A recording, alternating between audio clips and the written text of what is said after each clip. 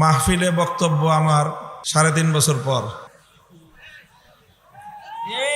সিরাতুন নবী সাল্লাল্লাহু আলাইহি ওয়াসাল্লামের মাহফিলের মধ্য দিয়ে আমার এই ইফতিতাহ, এই নতুন সূচনা, এটাও যেন আল্লাহ পাক রাসূল আকরাম সাল্লাল্লাহু আলাইহি ওয়াসাল্লামের বরকতে আল্লাহ যেন বরকতময় করেন, কবুল করেন। সেই হাওয়া বাংলার মাটিতে লেগেছে, ইনশাআল্লাহ ইসলাম বাংলাদেশের ক্ষমতা দখল করবে।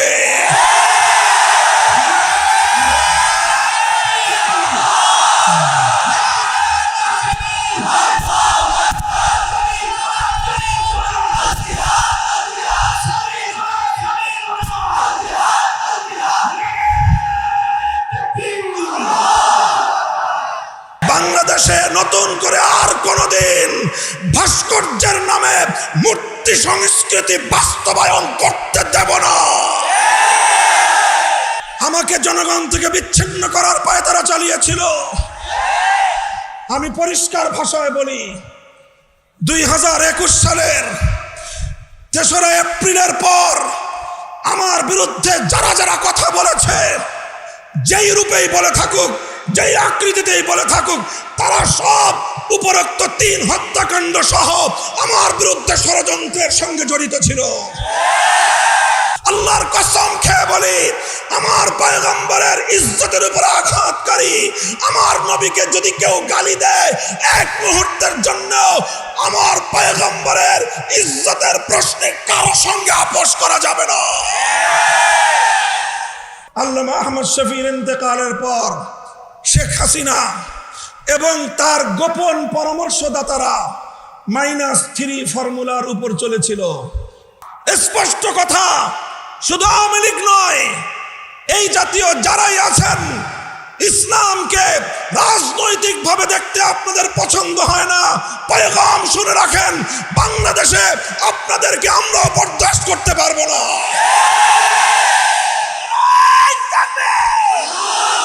জাতীয় সিরাত কমিটির উদ্যোগে আয়োজিত আজিমুশান সিরাতুন নবী মহাসম্মেলনে উপস্থিত সম্মানিত সদরে ইজলাস মুহতারামুল মাকাম হযরতুল আল্লামা ইমাদউদ্দিন হাফিজাহুল্লাহ, অন্যান্য হযরত উলামায়ে কেরাম, সম্মানিত মুরব্বী সাহেবান, সমবেত নবী প্রেমিক তাওহীদি জনতা, মাহফিলে বক্তব্য আমার ৩.৫ বছর পর। সিরাতুন নবী সাল্লাল্লাহু আলাইহি ওয়াসাল্লামের মাহফিলের মধ্য দিয়ে আমার এই ইফতিতাহ, এই নতুন সূচনা, এটাও যেন আল্লাহ পাক রাসূল আকরাম সাল্লাল্লাহু আলাইহি ওয়াসাল্লামের বরকতে আল্লাহ যেন বরকতময় করেন, কবুল করেন। কয়েকটা কাটা কাটা কথা আমি বলবো। কথাগুলোর মধ্যে তাসালসুল থাকবে না, অর্থাৎ ধারাবাহিকতা থাকবে না। এক একটা কথা শেষ হবে, আরেকটা কথা বলবো। সারাদিন আপনারা এখানে আজকের এই মুবারক মাহফিলে উপস্থিত আছেন। হযরত উলামায়ে কেরামের কাছ থেকে রাসূল আকরাম সাল্লাল্লাহু আলাইহি ওয়াসাল্লামের সিরাতের উপর গুরুত্বপূর্ণ আলোচনা শুনেছেন। প্রথম কথা হলো, নবী আকরাম সাল্লাল্লাহু আলাইহি ওয়াসাল্লামের মাকসাদে বিআসাত, যে উদ্দেশ্যে তিনি নবী হিসেবে দুনিয়াতে আল্লাহর পক্ষ থেকে প্রেরিত হয়েছেন, মৌলিক কয়েকটা উদ্দেশ্যের কথা কোরআনে পাকের মধ্যে আল্লাহ পাক রব্বুল আলামিন আলোচনা করেছেন। তার মধ্যে 4টা উদ্দেশ্যের কথা সূরা বাকারা এবং সূরাতুল জুমআর মধ্যে একটু আংশিক পরিবর্তন সহ, একটু আগপিস সহ, একটা আগপিস সহ 4টা কথা আল্লাহ পাক বলেছেন। বা'আসা ফিল উম্মিয়্যিনা রাসূলাম মিনহুম ইয়াতলু আলাইহিম আয়াতিহি ওয়া ইউযাক্কিহিম ওয়া ইউআল্লিমুহুমুল কিতাব ওয়াল হিকমাহ। আমি এই বিষয়ে অধিকাংশ এখানে শ্রোতা যারা, তারা কোরআন এবং হাদিসের এলেম সম্পর্কে কিছুটা খোঁজ খবর রাখেন। এরকম এই জায়গায় এই আয়াতের মধ্যে আল্লাহর নবীর আগমনের কিছু মৌলিক উদ্দেশ্য বর্ণনা করেছেন। আরেকটা আয়াত আমি তেলাওয়াত করেছি আমার খুতবার মধ্যে। এই আয়াতটাও কোরআনে পাকের কাছাকাছি শব্দে একাধিক জায়গায় এসেছে। সূরাতুস সফেও এসেছে, সূরা আলে ইমরানে এসেছে। সেটা হলো রাসূল আকরাম সাল্লাল্লাহু আলাইহি ওয়াসাল্লামের আগমনের যেই উদ্দেশ্যটা নিয়ে আজকের এই পৃথিবীতে নতুন জাহেলিয়াতের সাথে আমাদের মূল ইখতিলাফ এবং মতবিরোধ। বিশেষ করে আমি একটা কথা তো পরিষ্কার বলি, এই যে আওয়ামী লীগ, শেখ হাসিনা এবং শেখ পরিবার, তাদের সাথে তাদের অনেক ভালো গুণাগুণ আমাদের সামনে বিভিন্ন সময় প্রকাশ পেয়েছে, কিন্তু মূল যেই জায়গাটায় তাদের সাথে আমাদের বিরোধ ছিল সেটা রাসূল সাল্লাল্লাহু আলাইহি ওয়াসাল্লামের আগমনের যে মৌলিক উদ্দেশ্য সমূহ, তার মধ্যে গুরুত্বপূর্ণ একটা পয়েন্ট, গুরুত্বপূর্ণ একটা বিষয়। আল্লাহ বলতেছেন, আমি আমার নবীকে দুনিয়াতে প্রেরণ করেছি, বাসাফিল হুয়াল্লাযী আরসালা রাসূলাহু বিল হুদা ওয়া দীনিল হক, সত্য ধর্ম, সত্য দিন এবং হেদায়েত দিয়ে আল্লাহ পাক তার নবীকে পাঠিয়েছেন। কেন? লিয়ুযহিরাহু আলাদ-দীনি কুল্লিহি, যেন আল্লাহর নবী আল্লাহর দ্বীনকে দুনিয়ার বাকি সকল মতামতের উপর, সকল মতাদর্শের উপর, সকল আদর্শের উপর যেন আল্লাহর দ্বীনকে বিজয়ী করতে পারেন। দ্বীনকে বিজয়ী করা আমাদের নবীর আগমনের একটা মৌলিক উদ্দেশ্য। নবীজির জিন্দেগির মৌলিক একটা কর্মসূচি হলো আল্লাহর দ্বীনকে বিজয়ী করা। এই জন্য আজকে আওয়ামী লীগের এই দুর্দশা দেখে এই কথা আমি বলতেছি তা না। আগামী দিন কোনোভাবে যদি আগামী কোনো সময় তওবা করে এই জাতির হাতে পায়ে ধরে মাপ চেয়ে যদি আবার রাজনীতিতে পুনর্বাসিত হওয়ার সুযোগ পান, তাহলে এই তওবাটা বিশেষভাবে আপনারা করে আসবেন। সেটা হলো, আপনারা ইসলামকে এতিমখানায় দেখতে আপত্তি করেন না, ইসলামকে কবরস্থানে দেখতে আপত্তি করেন না, ইসলামকে মসজিদে দেখতে আপনাদের আপত্তি নাই, ইসলামকে মাদ্রাসায় দেখতে আপনাদের আপত্তি নাই, কিন্তু ইসলামের কথা নিয়ে রাজপথে নামলেই আপনাদের শরীরে অ্যালার্জির চুলকানির উপদ্রব শুরু হয়। ভালো করে বলতেছি, তখন সেই সময়ে কিছু মানুষ এই শেখ হাসিনার প্রশংসা করে যে উনি তো তাহাজ্জুদের নামাজ পড়েন, কেউ প্রশংসা করে উনি তো মাথায় পট্টি লাগান, কেউ প্রশংসা করে উনি তো হিজাব পরেন, উনি তসবিহ পড়েন, উনি সকালবেলায় ঘুম থেকে উঠে যায় নামাজ তালাশ করেন, কোরআন শরীফ পড়ে দিনের কার্যক্রম শুরু করেন। এই সকল বিষয় পরের আলোচনা। প্রথম কথা হলো, ইসলাম আল্লাহর জমিনে বিজয়ী আদর্শ হিসেবে প্রতিষ্ঠিত হবে। আপনার রাজনৈতিক দর্শনে এটাকে মানার কোনো সুযোগ আছে কিনা সেটা বলবেন।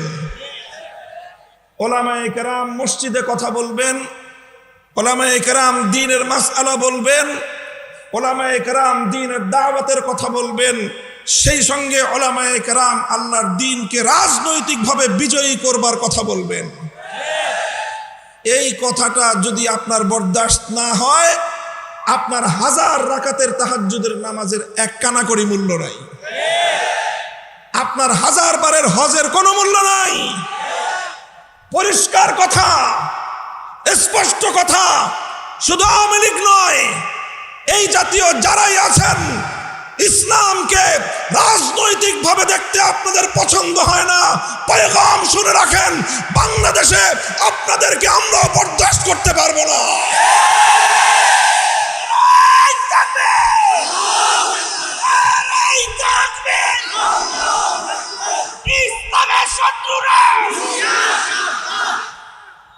আমরা আমাদের মধ্যে কর্মবন্টন আছে, আলেম ওলামাদের মধ্যে।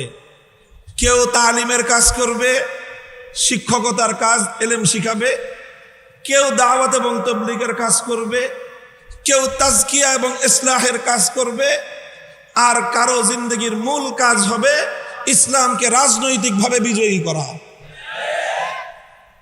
কাজেই কেউ যদি ইসলামী শিক্ষার বিরোধিতা করে সে যেরকম মুরতাদ, কেউ যদি ইসলামী দাওয়াতের বিরোধিতা করে সে যেমন মুরতাদ, কেউ যদি ইসলাহ এবং তাজকিয়ার বিরোধিতা করে সে যেরকম মুরতাদ, কেউ যদি ইসলামী রাজনীতির বিরোধিতা করে সেও মুরতাদ। এই প্রশ্নে কোনো আপোষ নাই, কোনো আপোষ নাই। আওয়ামী লীগ আর আওয়ামী লীগকে দেখা দেখি মাঝে মাঝে বিএনপিও এই কথা বলার চেষ্টা করে, এই কথা বলার চেষ্টা করে যে রাজনীতিতে ধর্মের প্রবেশের কোনো সুযোগ নাই।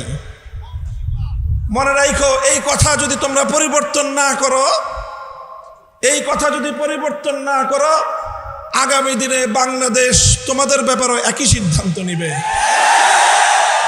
মনে রেখো, ইসলামের বিজয়ের এক বাতাস প্রবাহিত হয়েছে। সেই বাতাস ইমারতে ইসলামিয়া কায়েম করেছে।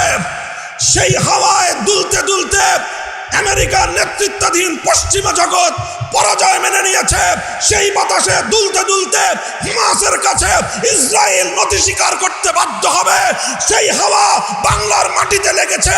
ইনশাআল্লাহ ইসলাম বাংলাদেশের ক্ষমতা দখল করবে।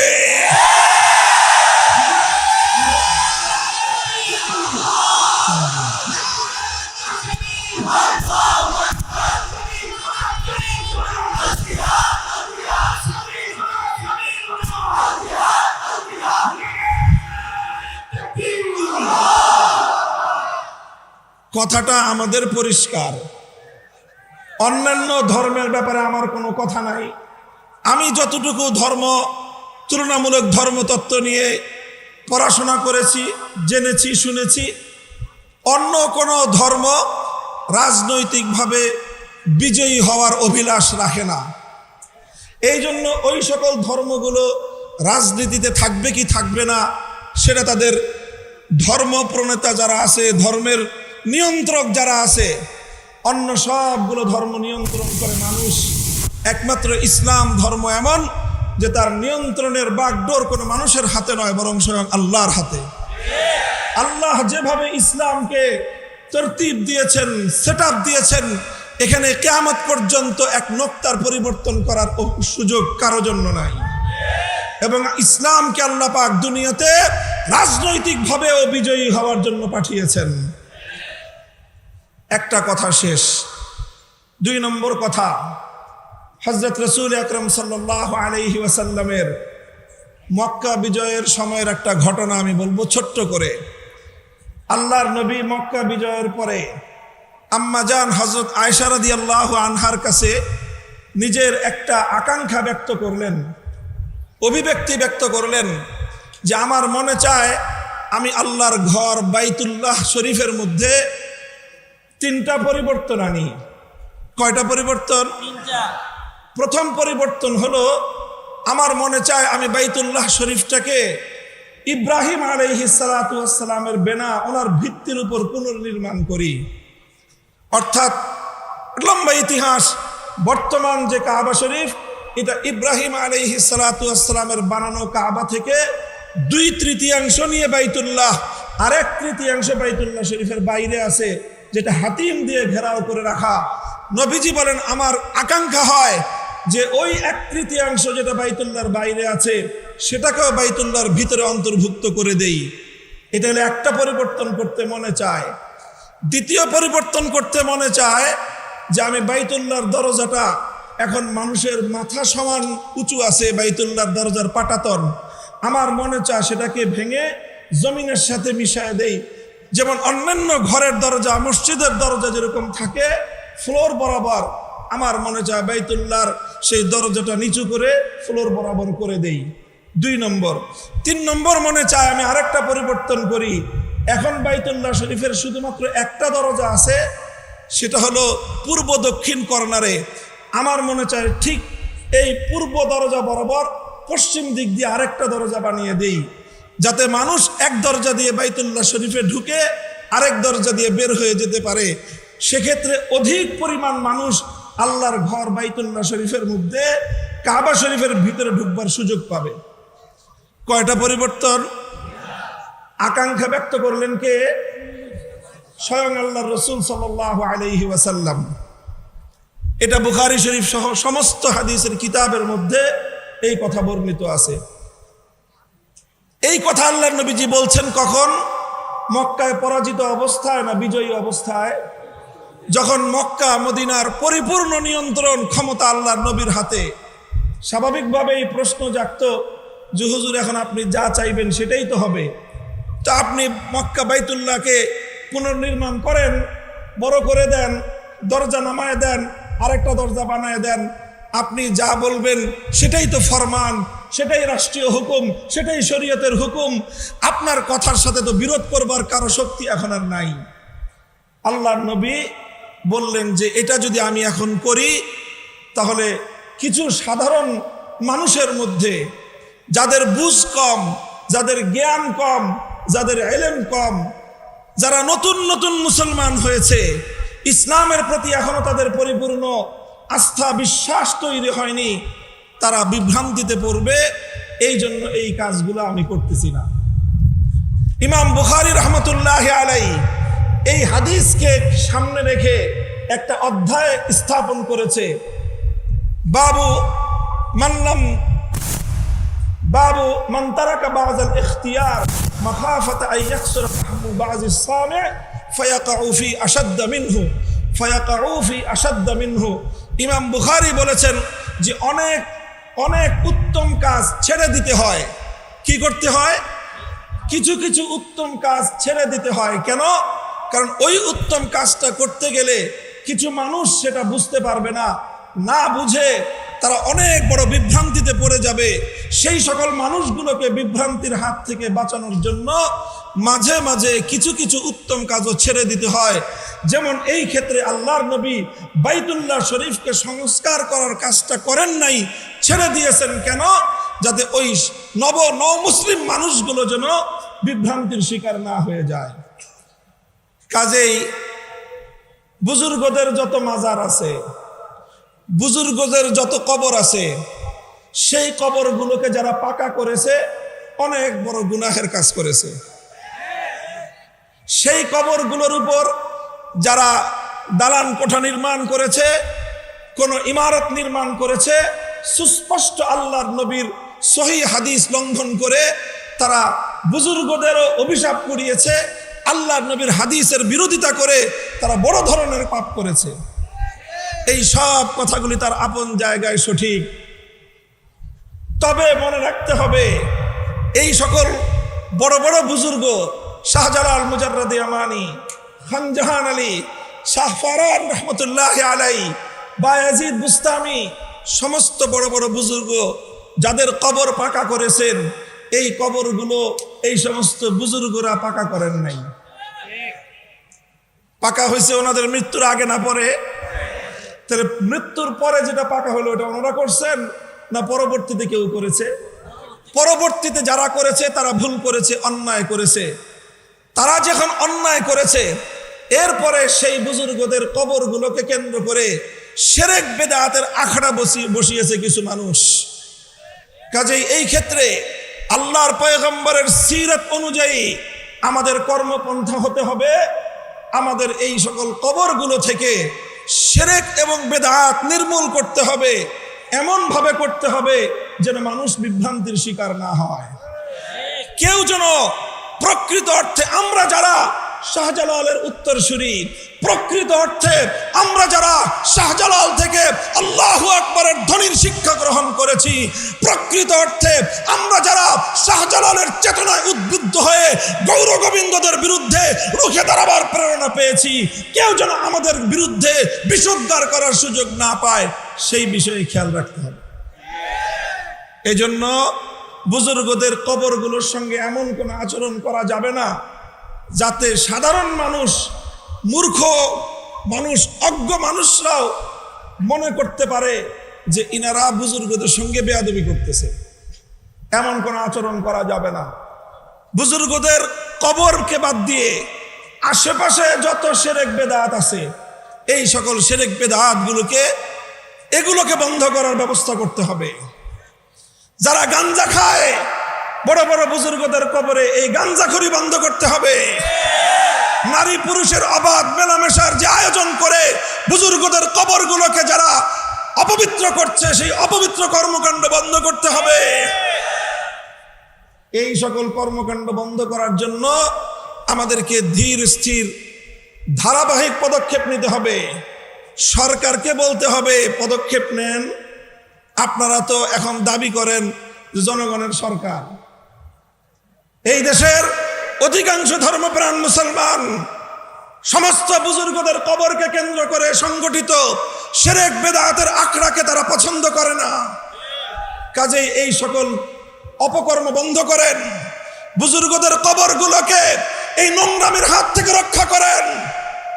এই সমস্ত বুজুর্গানে দিন শাহজালাল মুজাররদি আমানি, শাহপরান রহমতুল্লাহ আলাই, খানজাহান আলী রহমতুল্লাহ আলাই, বায়াজিদ বুস্তামি রহমতুল্লাহ আলাই, আমার প্রস্তাব হলো এই সকল কবরগুলো, এই সকল মাজারগুলোকে কেন্দ্র করে যেই অপচক্র, যেই সকল শিরক বিদআতের নোংরামির আখড়া গড়ে উঠেছে, এগুলোকে উপড়ে ফেলে, এগুলোকে উৎখাত করে প্রত্যেকটা মাজারের মধ্যে হাক্কানি মাশায়েখদের খানকাহ কায়েম করা হোক। খালি ভেঙে দিলে হবে না, সাদের আখড়া ভেঙে দিলে কাজ শেষ হবে না। প্রত্যেকটা কবরের সেখানে খানকাহ কায়েম করে হাক্কানি সিলসিলার মাশায়েখদেরকে বসায় রাসূল আকরাম সাল্লাল্লাহু আলাইহি ওয়াসাল্লামের মৌল এক কর্মসূচি তাজকিয়া এবং ইসলাহের কাজ সেখান থেকে শুরু করতে হবে। বায়াত করেন, কাকে কোন মাজারে বসাবেন ঠিক করেন, কাকে কোন মাজারে। শাহজালাল মুজাররদি আমানির মাজারে এমন এক বুজুর্গ দিবেন যিনি শুধু তসবিহ জপে না, শাহজালাল মুজাররদি আমানির মতো গৌর গোবিন্দের বিরুদ্ধে জিহাদেও যেতে পারে। আর বাকিগুলো আপনারা করেন। আমি একটা কথা বলে দিলাম শুধু, ইনশাআল্লাহ উলামায়ে কেরাম আমরা এইভাবে কাজ করব। কথা ঠিক? 3 নম্বর কথা আমার, এই সকল জায়গাগুলোতে আমরা ছাড় দিব, অন্যান্য জায়গাগুলোতে ধীর স্থিরে আমরা আল্লাহ রসুল সাল্লাল্লাহু আলাইহি ওয়াসাল্লামের যে কর্মপন্থা ছিল ধারাবাহিকভাবে ধীরে ধীরে তাদাররুজান মা'আত তাআন্নি, ধীরে ধীরে আমরা এক একটা বিষয়কে পদক্ষেপ গ্রহণ করে বাস্তবায়নের দিকে অগ্রসর হয়ে যাব। শুধু একটা বিষয়ে কোনো নম্রতার সুযোগ আমাদের কাছে নাই, সেটা হলো আমার নবীর ইজ্জত। এখানে কোনো সুযোগ নাই।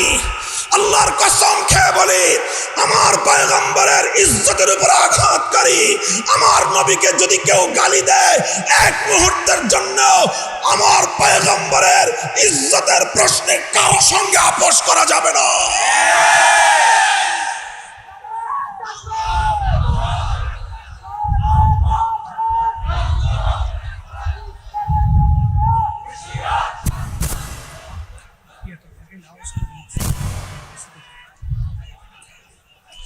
এটা গেল 3 নম্বর কথা।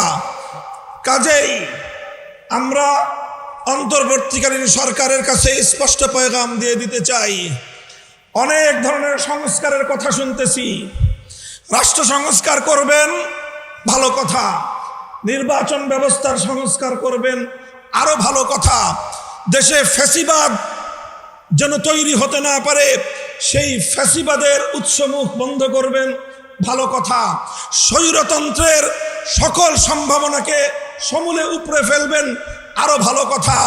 সব যেমন বন্ধ করবেন, আমার জমিনে ভবিষ্যতে আর কোনোদিন কোন কুলাঙ্গার যেন আমার নবীর ইজ্জতের উপর কালিমা লেপন করবার দুঃসাহস না দেখায়, সেই ব্যবস্থাও চূড়ান্ত করতে হবে। আমরা 2013 সাল থেকে বলে আসতেছি, আল্লামা আহমদ শফি বলেছেন, আল্লামা জুনায়েদ বাবু নগরী বলেছেন, আল্লামা নূর হোসেন কাসেমি বলেছেন, আমাদের বর্তমান আমির হেফাজত আল্লামা মুহিবুল্লাহ বাবু নগরী একই কথা বলছেন। আমার নবীর ইজ্জতের উপর কালিমা লেপনকারী, নবীজির উপর কটাক্ষকারী, নবীর ইজ্জতের উপর আক্রমণকারী কোন কুলাঙ্গারের জন্য মৃত্যুদণ্ডের আইন ছাড়া অন্য কোন আইন আমরা মানি না।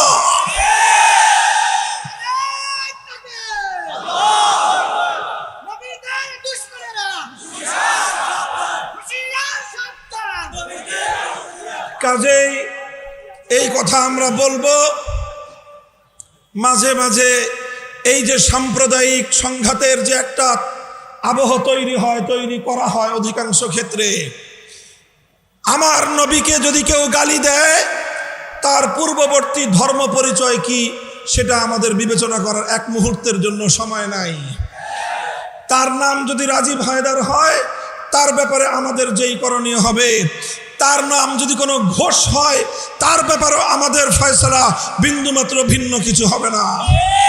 আমার নবীর ইজ্জতের উপর কটাক্ষকারীর একটাই পরিচয়, নবীজির যে দুশ্মন তার একটাই পরিচয়, নবীজিকে যে গালি দেয় তার একটাই পরিচয়। তার কোনো ধর্ম পরিচয় নাই, তার কোনো রাজনৈতিক পরিচয় নাই, তার কোনো গোষ্ঠীর পরিচয় নাই, তার কোনো বর্ণের পরিচয় নাই, তার কোনো ভাষার পরিচয় নাই। আল্লাহর পয়গম্বরের 250 কোটি উম্মতের কাছে তার একটাই পরিচয়, সে গুস্তাখে রাসূল, সে নবীর উপর আক্রমণকারী, সে নবীর দুশ্মন, সে মানবতার দুশ্মন। তার একটাই শাস্তি, মৃত্যুদণ্ড কার্যকর করো।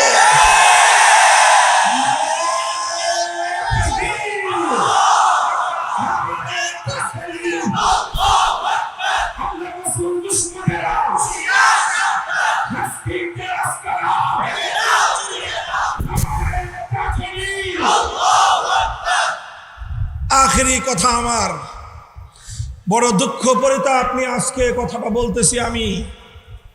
আমাদের ওলামায়ে উম্মতকে, আমাদের হেফাজতে ইসলামকে, বাংলাদেশের ইসলামের যে মূল ধারা, এই মূল ধারাকে বিচলিত করার জন্য, বিভক্ত করার জন্য, ঘায়েল করার জন্য এই ফ্যাসিবাদী সরকার যেই ষড়যন্ত্রগুলো করেছে, প্রত্যেকটা ষড়যন্ত্রের স্বরূপ উন্মোচন করে বিচার করতে হবে। এই সরকার আল্লামা আহমদ শফীকে হত্যা করেছে। কেন করেছে? আল্লামা আহমদ শফী রহমতুল্লাহ আলাইকে সুকৌশলে হত্যা করে আল্লামা জুনায়েদ বাবু নগরী সহ তার অনুসারীদেরকে ঘায়েল করার জন্য ফাঁদ পেতেছে। কাজেই প্রথম আল্লামা আহমদ শফীর হত্যাকাণ্ডের সঠিক তদন্ত হতে হবে। যারা আল্লামা আহমদ শফীর পক্ষ হয়ে আল্লামা জুনায়েদ বাবু নগরী সহ আমাদের বিরুদ্ধে এই অপবিত্র কর্মকাণ্ডের সম্পৃক্ততা করার চেষ্টা করেছিল, তাদেরকে রিমান্ডে নিয়ে জিজ্ঞাসাবাদ করতে হবে সরকার কেন তাদেরকে দিয়ে এই কাজ করিয়েছিল। প্রথম কথা, আল্লামা আহমদ শফীকে শেখ হাসিনার নির্দেশে তার গোয়েন্দা সংস্থার লোকেরা সুকৌশলে হত্যা করেছে। তদন্তপূর্বক এই তথ্যের প্রমাণ জাতির সামনে হাজির করতে হবে। 2 নম্বর, দ্বিতীয়, আল্লামা আহমদ শফীর ইন্তেকালের পর শেখ হাসিনা এবং তার গোপন পরামর্শদাতারা -3 ফর্মুলার উপর চলেছিল। কয় -3 করতে চেয়েছিল। প্রথম মাইনাসের তালিকায় ছিলেন নূর হোসেন কাসেমি রাহিমাহুল্লাহ, দ্বিতীয় মাইনাসের তালিকায় ছিলেন আল্লামা জুনায়েদ বাবু নগরী রাহিমাহুল্লাহ, আর তৃতীয় মাইনাসের তালিকায় ছিলাম আমি অধম মামুনুল হক। তারা আল্লামা নূর হোসেন কাসেমিকে ষড়যন্ত্রমূলক ভাবে হাসপাতালে গিয়ে গোয়েন্দা সংস্থার লোকেরা হাসপাতালকে ব্ল্যাকমেইল করে, কবজা করে, নিয়ন্ত্রণ করে, কোন প্রাণঘাতী ঔষধ প্রয়োগ করে নূর হোসেন কাসেমিকে তারা হত্যা করেছে। সেই হত্যাকাণ্ডের সঠিক তদন্ত এবং বিচার করতে হবে। এরপরে তারা আল্লামা জুনায়েদ বাবু নগরীর বিরুদ্ধেও একই কৌশল গ্রহণ করেছে এবং আল্লামা জুনায়েদ বাবু নগরীকেও তারা হত্যা করেছে। এই 3 হত্যাকাণ্ডের যথাযথ তদন্ত এবং তার জন্য দায়ীদেরকে জাতির সামনে চিহ্নিত করে, মুখোশ উন্মোচন করে বিচার করতে হবে। আর এরপরে আমাকে একটা করুণা করেছে যে ওর বয়স কম, বেঁচে থাকুক কিছুদিন। আমাদের 3 মুরব্বীরে মারছে, আল্লাহ জানে ওদের মধ্যে কেউ হয়তো আমার প্রতি তার একটু দয়া হয়েছে যে ও বেঁচে থাকুক, কিন্তু এমন ভাবে বেঁচে থাকুক যেন এদেশের মানুষের কাছেও মুখ দেখাতে না পারে। আমাকে জনগণ থেকে বিচ্ছিন্ন করার পায়ে তারা চালিয়েছিল। আমি পরিষ্কার ভাষায় বলি, 2021 সালের 3রা এপ্রিলের পর আমার বিরুদ্ধে যারা যারা কথা বলেছে, যেই রূপেই বলে থাকুক, যেই আকৃতিতেই বলে থাকুক, তারা সব উপরোক্ত 3 হত্যাকাণ্ড সহ আমার বিরুদ্ধে ষড়যন্ত্রের সঙ্গে জড়িত ছিল। ব্যাপারটাকে কেউ আমার ব্যক্তিগত বিষয় হিসেবে বিবেচনা করবেন না। আমি ছিলাম 3 জনের একজন, আহাদুস সালাসা। আমি ছিলাম 3 জনের একজন। আমার 2 পূর্বসূরীকে হত্যা করেছে।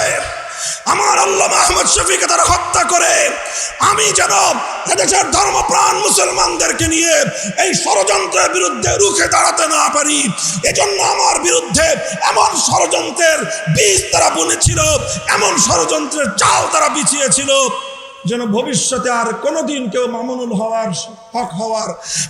হক হওয়ার স্বপ্ন না দেখে। মুহতারাম হাজিরিন, আমার কথা আর বেশি কিছু নয়। এই 4টা ঘটনা একই সূত্রে গাঁথা। আলেম সমাজকে বলবো, সরল হওয়া ভালো, এত সরল হওয়া ভালো না। আলেমদেরকে বলবো, সরল হওয়া ভালো, এত সরল হওয়া ভালো না। যারা সেদিন আল্লামা আহমদ শফীকে হত্যা করে, তার হত্যাকাণ্ডের দায় তার জীবনের প্রধান সহকর্মী আল্লামা জুনায়েদ বাবুনগরী সহ উলামায়ে ইসলামের উপর, হেফাজতে ইসলামের নেতৃবৃন্দের উপর চাপিয়ে দেওয়ার চেষ্টা করেছিল। তারা বাংলাদেশ থেকে ইসলামের শেকড় সহ উপড়ে ফেলবার পায়তারা করেছিল। কাজেই এগুলো সুন্দরভাবে, এগুলো যথাযথ তদন্ত, এর স্বরূপ উন্মোচন এবং এর সঠিক বিচার এই জাতি প্রত্যাশা করে। কথা বলেন ঠিক না বেঠিক? ইনশাআল্লাহ আমরা ঐক্যবদ্ধ আছি। আমাদের সভাপতি সাহেব আমার জন্য মন্ত্রিত্বের কথা বলেছেন। মন্ত্রিত্ব সাময়িক বিষয়, মন্ত্রিত্ব সাময়িক বিষয়। আমাদের হাফিজ জি হুজুর মন্ত্রিত্ব করেন নাই, আমাদের শেখুল হাদিস আল্লামা আজিজুল হক মন্ত্রিত্ব করেন নাই, আমাদের মুফতি আমিনী রহমতুল্লাহ আলাইহিও মন্ত্রিত্ব করেন নাই, স্যার সৈয়দ ফজলুল করিম পীর সাহেব চরমনাই রাহিমাহুল্লাহ মন্ত্রিত্ব করেন নাই, আল্লামা আহমদ শফী মন্ত্রিত্ব করেন নাই, আল্লামা জুনায়েদ বাবুনগরী মন্ত্রিত্ব করেন নাই। আমাদেরও প্রয়োজন না পড়লে মন্ত্রিত্ব করার খাহেশ নাই। তবে একটা খাহেশ আছে, একটা চিন্তা আছে। বাংলাদেশে বোনাস হায়াতটা আমি পাইছি। আমার বেঁচে থাকাটা এখন বোনাস। যদিও বয়স আমার খুব বেশি না, 51 বছর মাত্র শেষ হয়েছে। সেই হিসাবে আমার বয়স স্বাভাবিক হায়াত অনুযায়ী তো বোনাস বলার কথা না। যেই ষড়যন্ত্রের জাল ভেদ করে আল্লাহ পাক আমাকে আমাদের পূর্ববর্তী আকাবের সালাসার পরে আল্লাহ আমাকে হায়াতে রেখেছেন, এটা আল্লাহ পাকের বিশেষ কুদরত। আমাকে চেষ্টা করেছিল তারা জনবিচ্ছিন্ন করার। আল্লাহ পাক রব্বুল আলামিন মানুষের অন্তরের মধ্যে আমার প্রতি মহাব্বত এবং ভালোবাসা বৃদ্ধি করে দিয়েছেন। এটা আমার কোনো কারামত নয়, এটা আল্লামা আহমদ শফীর কারামত, এটা আল্লামা জুনায়েদ বাবুনগরীর কারামত, এটা আল্লামা নূর হোসেন কাসিমের কারামত। তাদের এই হত্যাকাণ্ডের কথাটুকু জাতির সামনে তুলে ধরার জন্যই হয়তো আল্লাহ আমাকে বাঁচিয়ে রেখেছেন। পরিষ্কার বলতে চাই, পরিষ্কার বলতে চাই, জালিম ফ্যাসিবাদী স্বৈরাচারী হাসিনার আমলেও হকের মূল কথার ক্ষেত্রে আপোষ করার চিন্তা করি নাই। ভালো ভালো বুঝাইছিলাম, মরা বাপের মূর্তি বানায়েন না, ভালো হবে না। মানুষটা মারা গেছে এবং তাকে আমরা মুসলমানই মনে করি, কাজেই তার মূর্তি বানায় আল্লাহর সামনে তাকে লজ্জিত করেন না, জনগণের সামনে তাকে অপমান করার ব্যবস্থা করেন না। কথাটা ভালো লাগলো না আমাদের। আমার বিরুদ্ধে তিনি ক্ষিপ্ত হলেন, জাতীয় সংসদে তিনি আমার বিরুদ্ধে কথা বললেন, তার গোটা রাষ্ট্রযন্ত্রকে আমার বিরুদ্ধে লেলিয়ে দিলেন। ডিজিএফআই, এনএসআই সহ প্রত্যেকটা গোয়েন্দা সংস্থা যাদের কাজ ছিল রাষ্ট্রের নিরাপত্তা নিশ্চিত করা, সব কাজ বাদ দিয়ে তারা আমাদের আলেম সমাজকে জাতির সামনে হেয় প্রতিপন্ন করার জন্য তারা মাঠে নামলো। খালি কাদের কাদেরকে বরখাস্ত করতেছেন দেখতেছি আমরা। আমাদের ওই নাটকের সময় কারা কারা ছিল অনেকের চেহারা আমার মনে আছে। কারা কারা আদালতে আমাকে উঠানোর সময় আমার আইনজীবীকে পর্যন্ত হুমকি দিয়ে আদালতের কাঠগড়ায় আসতে দেন নাই, চেহারাগুলো আমার মনে আছে। আদালতে থাকবে বিচারক আর আইনজীবীরা। আমাকে আদালতে উঠানোর সময় সশস্ত্র বাহিনীর সদস্য সেখানে উপস্থিত কেন ছিল? প্রশ্নটা আজকে করলাম না, প্রয়োজন হলে ভবিষ্যতে করব। মনে রাখবেন, মনে রাখবেন, আলেম সমাজকে জাতির কাছ থেকে বিচ্ছিন্ন আপনারা করতে পারবেন না। কারণ ওলামায়ে কেরাম আল্লাহর জন্য কাজ করেন, আল্লাহর দ্বীনের জন্য কাজ করেন, হকের ঝান্ডা সমুন্নত করার জন্য কাজ করেন। জীবনের পরোয়া করার সময় নাই। বলে দেই, আবারও বলছি, হিন্দু ধর্মাবলম্বীরা তারা তাদের মন্দিরে মূর্তি কয়টা বানাবে সেটা নিয়ে আমাদের মাথা ব্যথা নাই। হ্যাঁ, একটা আফসোস আছে যে তারা সঠিক ধর্ম পেল না, ইসলাম ধর্ম গ্রহণ না করে জাহান্নামের পথে তারা চলতেছে, মনে ব্যথা আছে। কিন্তু তাদের মূর্তি নিয়ে আমাদের মাথা ব্যথা নাই। কিন্তু মুসলমানদের কোন জাতীয় স্থাপনায় রাষ্ট্রীয় সম্পদ ব্যয় করে মূর্তি বানাবেন, আমরা মুখে আঙ্গুল দিয়ে চুষবো। ফ্যাসিস্ট হাসিনার আমলেও হয় নাই, ভবিষ্যতেও হবে না। বাংলাদেশে নতুন করে আর কোনদিন ভাস্কর্যের নামে মূর্তি সংস্কৃতি বাস্তবায়ন করতে দেব না। প্রস্তুত থাকবেন তো ইনশাআল্লাহ? হাম পাসবানে মিল্লাতে ইসলামিয়া। আমাদের কাজ হলো ইসলাম ধর্মের পাহারাদারি করা। হাফিজ হুজুর বলতেন যে তোমরা রাষ্ট্র চালাইতেছো, চালাও, ওটা নিয়ে কারাকারি করার খুব আগ্রহ আমাদের নাই। আমাদের জায়গাগুলোকে কাজ করার জন্য নির্বিঘ্ন পরিবেশ তোমরা রাখবা। আমাদের কোনো কাজের ব্যাপারে নাক গলাতে আসবা, সে নাক আমরা কেটে ফেলবো। আমার আগামী প্রজন্মের কোন সন্তানকে নাস্তিক্যবাদে দীক্ষিত করবার কোনো পায়তারা বরদাস্ত আমরা করব না। এই বিষয়গুলোকে বাদ দিতে হবে। আগামী প্রজন্ম যেন ইসলামের নবী মুহাম্মদ আরবি সাল্লাল্লাহু আলাইহি ওয়াসাল্লামের সিরাত এবং তার জীবন সম্পর্কে যেন জানতে পারে। এই ধরনের শিক্ষা কারিকুলাম এবং শিক্ষা সিলেবাস জাতীয় শিক্ষা ব্যবস্থায় অন্তর্ভুক্ত করতে হবে। এগুলো যদি করেন, ইসলাম ধর্মটা যদি নির্বিঘ্ন নিরাপদ থাকে, আমরা যারা আল্লাহর জমিনে আল্লাহর দ্বীনকে গালেব করার আন্দোলন করি, সংগ্রাম করি, রাজনীতি করি, আমাদের রাজনীতি নিয়ে যদি কারো অ্যালার্জি চুলকানি না থাকে, তার ব্যাপারেও আমরা জিরো টলারেন্স নীতিতে যাব না। কিন্তু যে আমার জমিনে ইসলামের নামে আল্লাহর জমিনে আল্লাহর দ্বীনকে বিজয়ী করবার রাজনীতির উপর আঙ্গুল তুলতে চাবে, সে আঙ্গুল আমরা ভেঙে ফেলবো। কথা পরিষ্কার? এটাই সিরাতুন নবী, এটাই সিরাতুন নবী। আমরা নরমের নরম থাকতে চাই, নম্রভাবে দ্বীনের দাওয়াত দিতে চাই। যদি কেউ আমাদেরকে বাধা দিতে আসে, আমরা তখন বাধার পাল্টা জবাব দিতে জানি। আল্লাহ পাক আমাদেরকে বুঝবার তৌফিক দান করেন। সিরাতুন নবীর সোনালী আদর্শ মোতাবেক আল্লাহ সমাজ গঠন করার তৌফিক আমাদেরকে দান করেন। জাতীয় সিরাত কমিটির ঐতিহাসিক আজিম শান এই এজলাসকে আল্লাহ কবুল করুন। উলামায়ে ইসলাম এবং উলামায়ে হক